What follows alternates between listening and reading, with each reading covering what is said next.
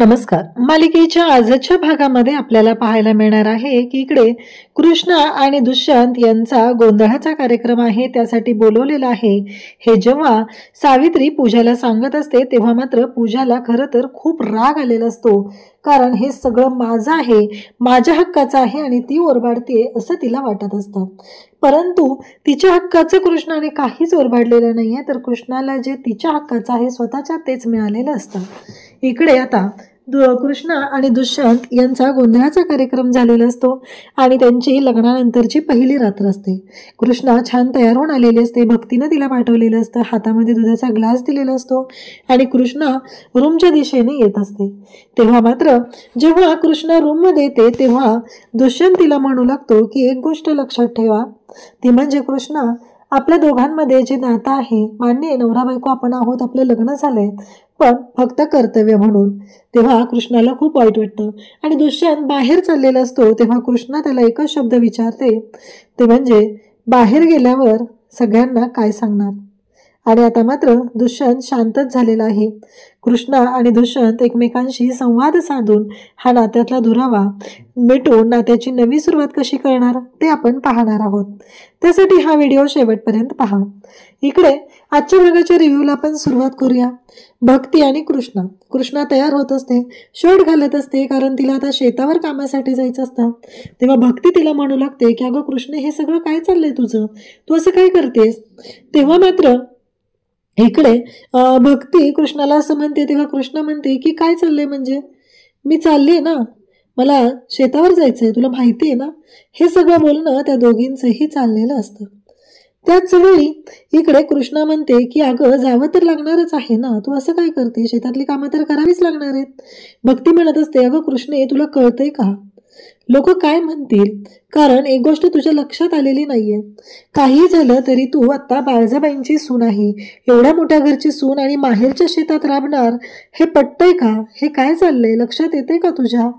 असं इकडे बोलणं चालू झालेलं असतं. तेव्हा ती म्हणते की अगं दुष्यंत सरकारांची मी परवानगी घेतलेली आहे आणि त्यांना काहीच प्रॉब्लेम नाही, त्यामुळं त्यांनीच हे सगळं सांगितलेलं आहे. त्यांना मी सांगितलंय, त्यांना मी विचारलेलं आहे आणि त्यांना काहीच प्रॉब्लेम नाहीये, म्हणून तर मी जायला तयार झालेली आहे. असं हे बोलणं चाललेलं असतं. आणि माझा भाव आहे की इथं, तो समजून घेईल आम्हाला, असं बोलत असतात. तेव्हा इकडे आता गणपत आणि बाळजाबाई पुढच्या हप्त्याची तयारी कशी करायची आहे, काय, हे सगळं त्यांचं बोलणं चालू असतं. आणि तेव्हा मात्र इकडे मैनावती येते आणि मैनावती म्हणते की हे काय शोभतंय का, बाळजाबाईंची सून, एवढ्या मोठ्या घरची, रांगडे पाटलांची सून बाहेरच्या शेतात जाऊन काम करणार, लोक आता आपल्या तोंडात शेणच घालणार आहेत, असं तिचं बोलणं आलेलं असतं. परंतु या सगळ्या गोष्टी जेव्हा घडत असतात तेव्हा मात्र मैनावती म्हणत असते की तुम्हाला माहितीये का. तेव्हा लगेचच बाळजाबाई म्हणतात की काय झालंय, स्पष्ट सांग. गणपत पण म्हणतो की काय झालंय. तेव्हा मैनावती सांगायला सुरुवात करते, असं झालंय की ती कृष्णी ना आता कामाला चालली, ती पण शेतात, तिच्या माहेरच्या शेतात कामाला चाललेली आहे. हे ऐकल्यानंतर मात्र आता धक्का बसलेला असतो. परंतु बाळजाबाई म्हणतात काय, आता हा लग्नानंतरचा तिचा पहिला दिवस आहे ना, आता तिची कशी मस्ती जिरवायची ना ती बघा, अपमान काय असतो ना तिला दाखवून देते, असं बाळजाबाई म्हणत असतात. ते अंबरगावकर आहेत ना, ते उद्या येणार होते ना, त्यांना आजच बोलावून घ्या, असं बाळजाबाईंनी सांगितलेलं असतं. तेव्हा गणपत म्हणतो की हो, नक्की नक्की आजच बोलून घेतो, सगळं व्यवस्थित होईल, आपण ठरवलंय ना त्या पद्धतीने सगळं होईल, असं गणपत सांगू लागतो. बाळजाबाई मात्र पाहतच असतात. त्या म्हणत असतात की आज मी या कृष्णाला दाखवून देणार आहे की तिनं काय केलेलं आहे, तिचा असा अपमान करणार आहे की आयुष्यभर तिच्या लक्षात राहणार आहे, असं इकडे बाळजाबाई सांगत असते. तेव्हा मात्र बाळजाबाईला खूप राग आलेला असतो आणि बाळजाबाईचं असं म्हणणं असतं की काही झालं तरीही तिला या चुकीची शिक्षा भोगावी लागणारच आहे. मग आता अंबरगावचे जे आहेत त्यांना बोलवलं पाठवलेलं असतं. इकडे सगळेजण हॉलमध्ये जमलेले असतात. थोरल्या सरकारांनाही चहा पाणी दिलं जातं आणि सगळेजण बोलत बसलेले असतात. बाळजाबाई मात्र वाटच बघत असतात. त्या म्हणू लागतात की गणपत भाऊजी, ते अंबरगावकर येणार होते, ते आले नाहीत का अजून. तेव्हा गणपत म्हणत असतो की हो, बोलावणं धाडलेलं आहे त्यांना, येतीलच ते. तेवढ्यातच अंबरगावकर आलेले असतात आणि गणपत सांगू लागतो की ते बघा वहिनी आलेले आहेत. मग अंबरगावकर आलेले असतात कारण दुष्यंतचं लग्न झालेलं आहे आणि वानोळाही द्यायचा आहे, त्यासाठी बोलवणं पाठवलेलं असतं.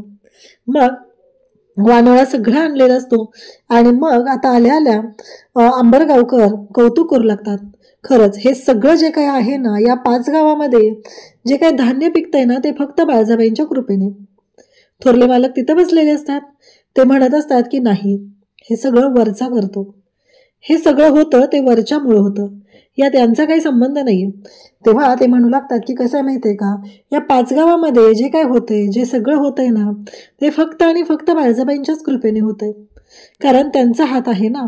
हा वरचा तर सगळं करतोच, पण बाळजाबाई सुद्धा तेवढ्याच त्याच्यासाठी आहेत, असं हे बोलणं चाललेलं असतं. तेव्हा थोरले मालक हसत असतात, कारण त्यांना माहिती आहे बाळजाबाई काय आहे ते. आता सगळेजण बसलेले असतात.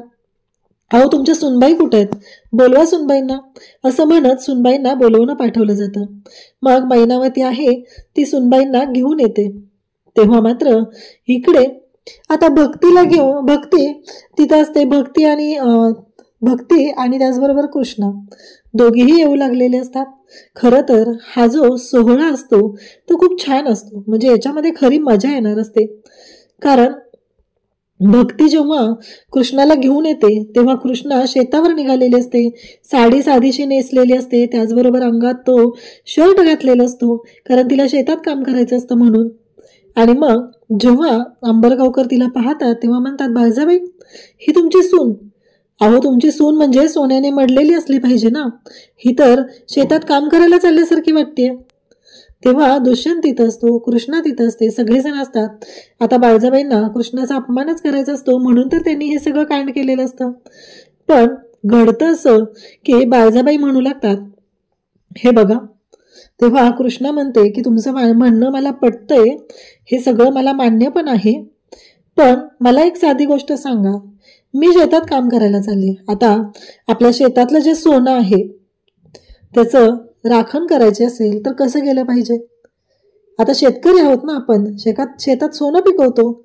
जर शेतात जाताना मी जर सगळे डागडागिने घालून सगळं नटून थटून सोन्याने मडून गेली तर ते योग्य वाटेल का.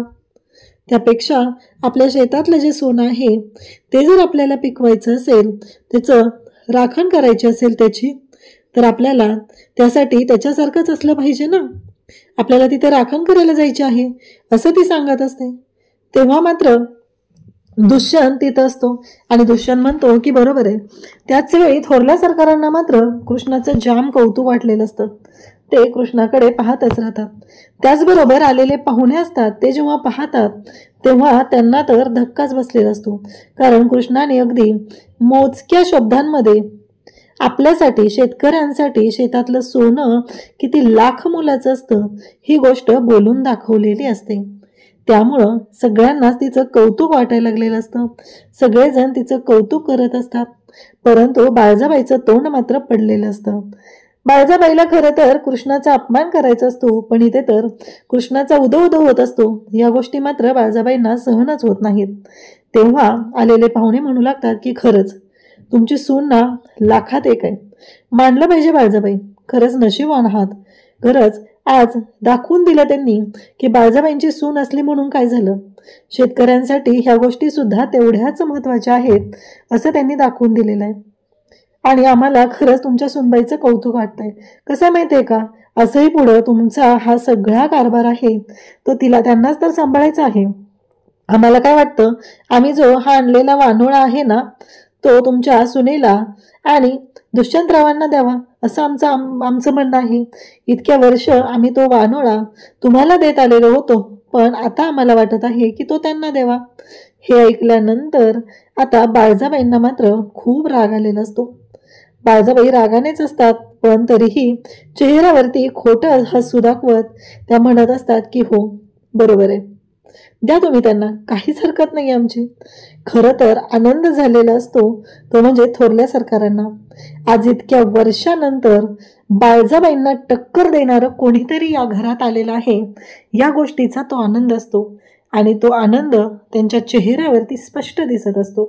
मग आंबरगावकर आणि त्यांच्या पत्नी दोघंही उठतात आणि कृष्णाचं दुष्यंतचं कौतुक करू लागतात. सांगू लागतात की लाखात एक जोडा आहे. खरंच त्यांचं कौतुक अगदी मनापासून करत असतात. तेव्हा मात्र दुष्यंत आणि त्याचबरोबर कृष्णा दोघंही तिथं असतात. ते म्हणतात की आधी तुमच्यासाठी जे गिफ्ट आणलेलं आहे ना, ते गिफ्ट आम्ही तुम्हाला देतो आणि मग त्यांच्या लग्नासाठी आणलेलं जे गिफ्ट असतं ते गिफ्ट आधी दिलं जातं. त्याचबरोबर आता वानोळाही द्यायचा असतो असं त्यांचं ठरलेलं असतं. म्हणून तो वानोळा जो आहे तो कृष्णाच्या पदरात दिला जातो. आजपर्यंत कधीच असं घडलेलं नव्हतं. ती गोष्ट घडलेली असते कारण बाळजाबाईंना डावलून हा मान कोणाला तरी मिळालेला आहे. परंतु कृष्णाला तो मान मिळालेला असतो आणि कृष्णा दुष्यंतकडे पाहत असते. कारण आलेल्या पाहुण्यांनीच अशी इच्छा व्यक्त केलेली असते की दुष्यंत सरकारांनी पण इथे कृष्णाबरोबर थांबलं पाहिजे. आणि म्हणूनच आता दुष्यंत तिथे कृष्णासोबत उभा असतो. खरं तर ही इतकी छान गोष्ट असते. कृष्णाला मात्र खरं तर खूप आनंद झालेला असतो. कृष्णा सुद्धा पाहतच राहते. पण बाळजाबाईचा चेहरा मात्र पाहण्यासारखा झालेला असतो. बाळजाबाईला खूप राग आलेला असतो. बाळजाबाईला हे अजिबात पटलेलं नसतं. कारण हा जो मान आहे तो आमचा आहे. आज पहिल्यांदा असं झालेलं आहे. या गोष्टीमुळं बाळजाबाई पाहतच राहतात. खरं तर आता त्या रूममध्ये आलेल्या असतात. हे सगळं असं का झालं, हे असं व्हायला नको होतं असं बाळजाबाई म्हणत असतात.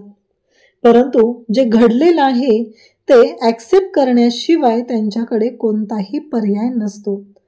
बाळजाबाई आता तो जो मिळालेला मान आहे तो कृष्णाला दिलेला असतो. त्यामुळं त्यांच्या अंगाची लाही लाही झालेली असते. त्यांना ही गोष्ट अजिबात पटलेली नसते. बाळजाबाईंना हे सहनच होत नाही की का ही मुलगी काय आपल्या घरात आली आहे तर आमचा सगळा मानच हिरावून घेतलेला आहे. कृष्णा मात्र दुष्यंतच्या रूममध्ये येते आणि तिने ते ओटीत असलेलं जे धान्य असतं ते आणलेलं असतं आणि दुष्यंतला म्हणत असते की हे तुमच्यामुळं मला मिळाले. आज हा मान सुद्धा तुमच्यामुळं मला मिळालेला आहे असं तिचं म्हणणं असतं. दुष्यंत म्हणत असतो पण हे काय करतेस तू.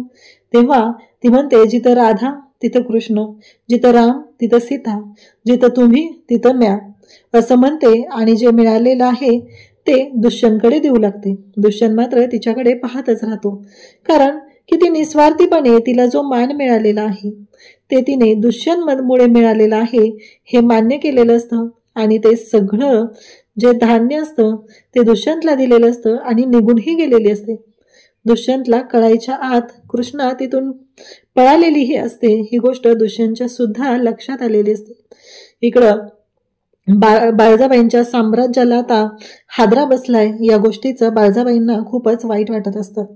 त्याचबरोबर गणपत भाऊजी म्हणत असतात की बाळजाबाई हे काही योग्य नाहीये. तुम्हाला वाटतं तेवढं सोपं नाहीये हे कोडं. हे सोडवावं लागणार आहे. इथं आपली सिस्टीम बिघडली जाते. मी वकील आहे, कायद्याचं ज्ञान आहे म्हणून तुम्हाला सांगत आहे. एक गोष्ट लक्षात ठेवा बाळजाबाई, काहीही झालं तरी ही आत्ता आलेली पोरगी आपल्याला डोईजड होणार आहे. आपल्याला काहीतरी करावं लागणार आहे असं बोलणं चाललेलं असतं.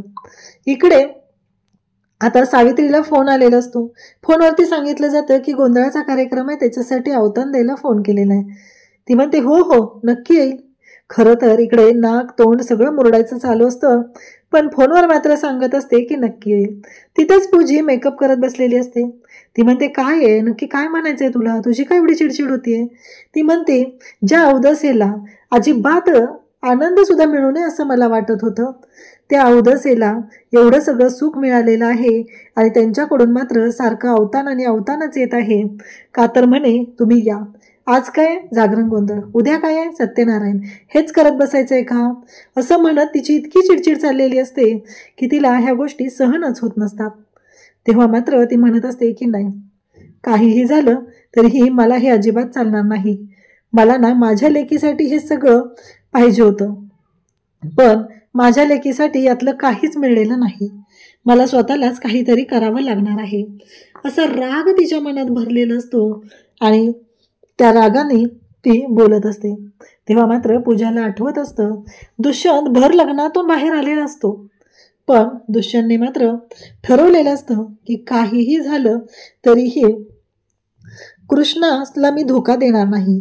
त्याने पूजाला सांगितलेलं असतं की कसं माहिती आहे का, ज्या व्यक्तीने मला धोका दिलेला आहे त्या व्यक्तीसाठी मी माझ्या बायकोला धोका देऊ शकत नाही असं म्हणून दुष्यंतने पूजाला झिडकारून लग्न मंडपात येऊन कृष्णाचा विश्वास खरा ठरवलेला असतो आणि दुष्यंतने तिच्या गळ्यात मंगळसूत्र घातलेलं असतं.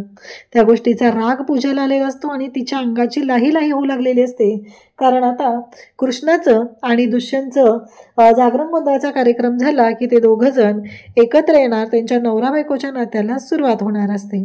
इकडे उद्याच्या भागात आपल्याला पाहायला मिळतं की भक्ती कृष्णाला तयार करते आणि कृष्णाला म्हणत असते की कृष्णे, हे बघ, नवऱ्याच्या रूममध्ये चालली, शेतात नाही चाललेली, जरा जपून पावलं टाकावीत, आता तुझं लग्न झालेलं आहे असं म्हणत ती कृष्णाला सल्ला देत असते. कृष्णा पण छान तयार झालेली असते, लाल रंगाची साडी नेसलेली असते आणि हातात दुधाचा ग्लास घेऊन ती दुष्यंतच्या रूममध्ये चाललेली असते. तेव्हा मात्र इकडे दुष्यंत रूममध्ये असतो. दुष्यंत म्हणतो की हे बघ, कसं आहे माहिती आहे का कृष्णा, आपलं लग्न झालेलं आहे, आपण दोघं नवरा बायको आहोत, पण तरीही आपल्या दोघांमध्ये कोणतंही असं नातं नसेल की ज्याच्यामुळं आपण एकत्र येऊ. आपल्या दोघांमध्ये असेल ते फक्त कर्तव्य. तेव्हा मात्र कृष्णाच्या डोळ्यात पाणी येतं. दुष्यंत आता तिथून निघालेला असतो आणि कृष्णा त्याच्याकडे पाहत असते आणि त्याला म्हणते की दुष्यंत सरकार, बाहेर जाऊन उत्तर काय देणार आहात. तेव्हा दुष्यंत तिच्याकडे पाहतच राहतो. अशाच अपडेटसाठी चॅनलशी कनेक्ट राहा. थँक्यू.